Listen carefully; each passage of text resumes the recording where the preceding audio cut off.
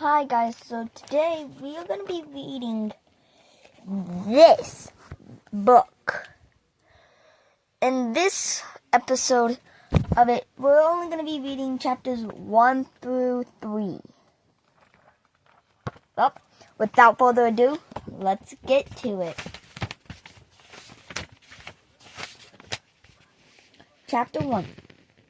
Tuesday, August 8th. 1967, Granite Park, Glacier National Park, Montana, around 9:30 p.m. Grrr! The enormous grizzly roared with rage. Its dripping jaws were wide open. Its dagger claws gleamed, and Melody Vega was running for her life. Mel had no doubt that this bear wanted to kill her.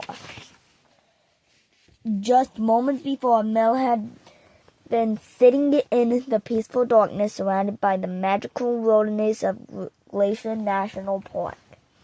Owls hooted, night bugs shimmered, but then there was new sounds that made Mel's blood turn to ice. Massive paws crunching across the ground. Wet, wheezing breaths, low, thundering growls. Mel looked into the distance, and there it was, the grizzly.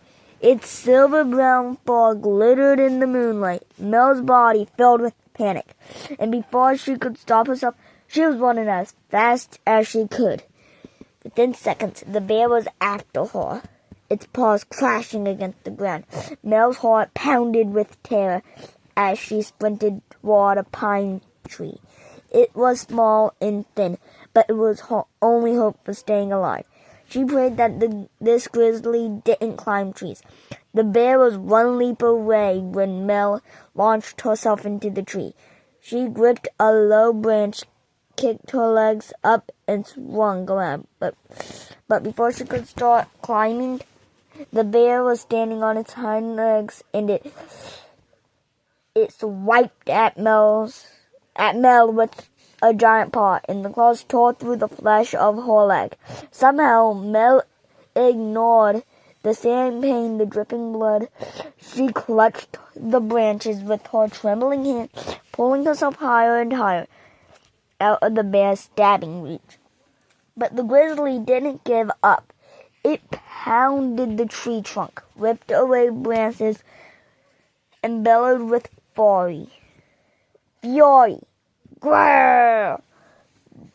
The spindling tree shook as though it was as terrified as Mel, and then crack! The branch in Mel's hand broke off. She tipped back. Time seemed to slow down as she tumbled through the air, twisting and turning and screaming for help. Down, down, down she fell. Mace braced herself for the crushing jaws and ripping claws. No grizzly has ever killed a human in Glacier National Park. Until tonight. Chapter 2. 2 days earlier, Sunday, August 6, 1967.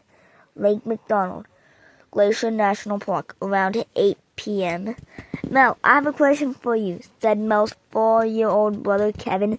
Go ahead, Mel said. They were on the beach outside their grandfather's log cabin. Kevin was perched on Mel's lap, gobbling a roasted marshmallow.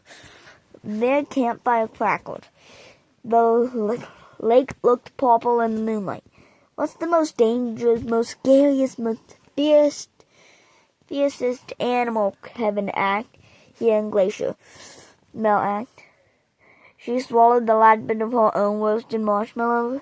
Kevin nodded. A grizzly bear, she said, but only if you surprise it. Everyone knew that.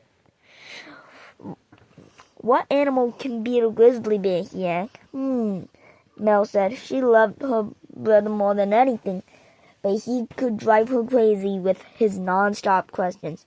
What about a mountain lion? Kevin asked. I doubt it, Mel said. She stared into the campfire. Wolf? Probably not. Coyote? I don't think so. I know, Kevin said excitedly. A wolverine. Those were ferocious animals that looked like little bears but were really a kind of weasel.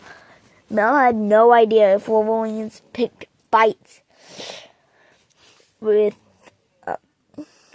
grizzlies. Luckily, their grandfather was just walking in down from the cabin.